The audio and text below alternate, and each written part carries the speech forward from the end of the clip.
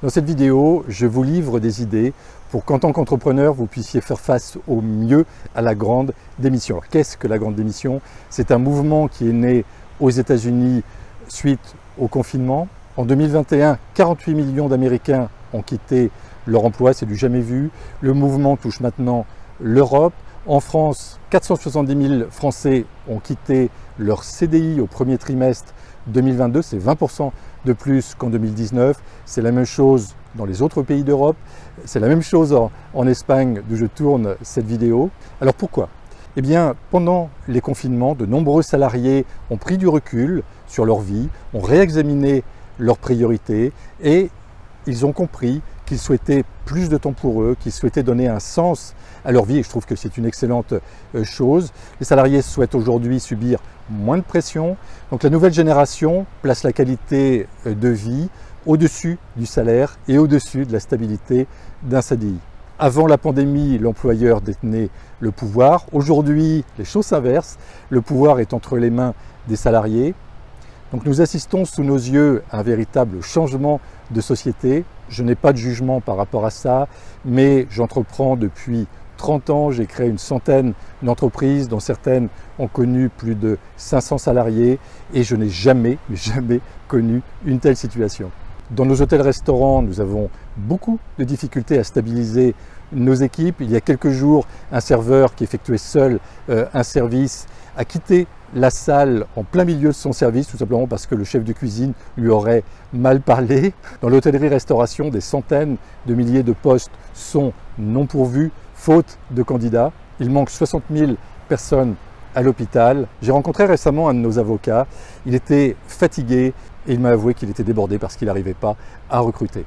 Tous les domaines sont concernés aujourd'hui, alors que faire? Il n'y a pas de solution miracle. Je vais vous livrer des idées, des actions que je suis en train de mettre en place dans nos entreprises. La première étape concerne l'état d'esprit. C'est-à-dire que je vous conseille d'arrêter de résister, de râler, de rouspéter, de ruminer contre ces feignants qui ne veulent plus travailler. Donc, acceptons la situation, positivons-la, acceptons ce nouveau modèle de société qui est en train de se mettre en place sous nos yeux et adaptons-nous. Cet état d'esprit est essentiel, donc avant de mettre en place d'autres mesures. La deuxième idée est de respecter davantage nos salariés. Donc bien les payer. Les salaires dans l'hôtellerie et la restauration sont très bas. Aujourd'hui, on est en train de les revaloriser, que ce soit pour les personnels de salle, de réception, de ménage, et ça me paraît une excellente chose. Deuxième idée, bien motiver notre personnel. Votre entreprise a-t-elle bien défini ses valeurs, sa singularité, sa mission? Est-ce que vous partagez le sens de votre entreprise avec vos salariés? Il est important pour nos employés de bien connaître les valeurs de l'entreprise. Il est important de savoir pourquoi et pour qui ils travaillent. Ça va leur permettre de donner un sens à leur vie et à leur travail. Ça peut être en termes d'écologie, ça peut être en termes sociétal, peu importe, mais pourquoi est-ce que mon entreprise existe et qu'est-ce qu'elle a de différente par rapport aux autres? Si vos employés ont une certaine fierté de travailler pour l'entreprise, eh bien c'est gagné.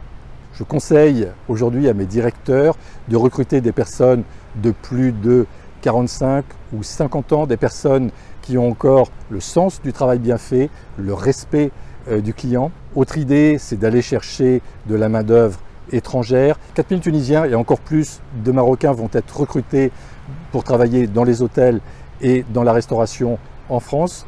Alors ils seront payés au même salaire que les Français, ils auront droit aux mêmes protections sociales que les Français, ça je trouve que c'est une excellente chose. Et ça va permettre à certains établissements d'éviter de fermer une journée ou 2 journées par semaine. La 6e idée est d'externaliser. Dans mes activités d'entrepreneur, j'externalise tout ce que je peux externaliser et tout ce qui ne fait pas partie de notre cœur de métier. Alors, bien sûr, nous le faisons en respectant la législation du travail.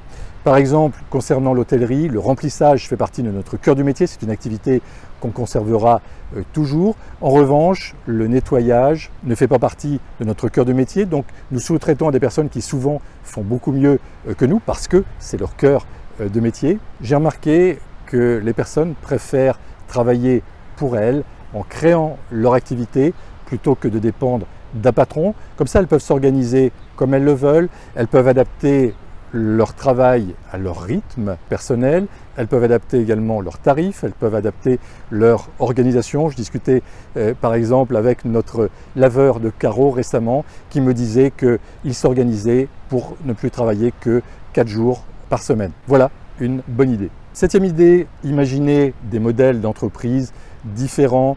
Dans mes formations pour entrepreneurs et investisseurs immobiliers, dans mon mentorat pour entrepreneurs, je conseille d'avoir à gérer le minimum de salariés et certains modèles d'entreprise sont mieux adaptés que d'autres à la période actuelle. Par exemple, si on parle d'investissement immobilier, le co-living est en vogue et c'est pas pour rien. Le co-living, c'est de la colocation haut de gamme.